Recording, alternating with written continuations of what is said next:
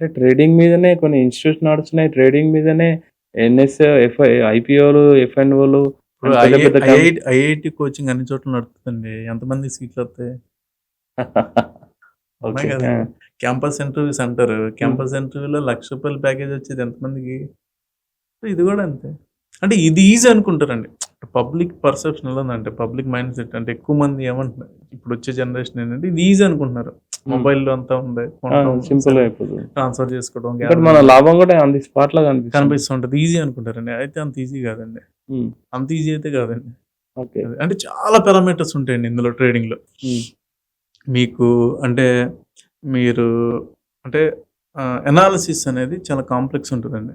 Okay. మీరు at a time ఒక 30, 40 ఫ్యాక్టర్స్‌ని మీరు అప్లై చేయగలగాల. ఓకే. అంటే మీరది ట్రేడింగ్ మూవ్ అవుతూ ఉంది. నిఫ్టీ మూవ్ అవుతూ ఉంది. ఆర్ గోల్డ్ మూవ్ అవుతూ ఉంది. ఆర్ కరెన్సీ మీద మీరు ఏది ట్రేడ్ చేసినా కూడా మనకు దాని వెనకాల చాలా ఎక్సర్సైజ్ చేయాలండి. అంటే టైమ్ ఫ్రేమ్స్ ఎలా ఉన్నాయి?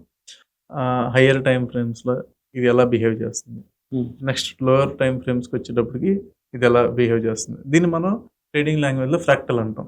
ఓకే. అంటే ఇట్స్ డిఫరెంట్‌గా బిహేవ్ చేస్తుంటది. అంటే ట్రెండ్ అసలెలా ఉంది? హ్మ్. ట్రెండ్‌కొచ్చినాక రిట్రేస్‌మెంట్స్ ఎలా ఉన్నాయి? ఓకే. రిట్రేస్‌మెంట్స్ తర్వాత ప్యాటర్న్స్ ఎలా ఫార్మ్ అవుతున్నాయి? ఇదంతా మీకు కాంప్రహెన్సివ్‌గా తెలిసుండాల. అంటే ఓకే. మీరు అనాలిసిస్ చేయగలగాల. సపోర్ట్ లెవెల్స్ ఎక్కడున్నాయి? రెసిస్టెన్స్ లెవెల్స్ ఎక్కడున్నాయి? Study important. స్టడీ చాలా ఇంపార్టెంట్. అంటే స్టడీయే కాదు, స్టడీతో పాటు మీరు అప్లై చేయగలగాలి అక్కడ.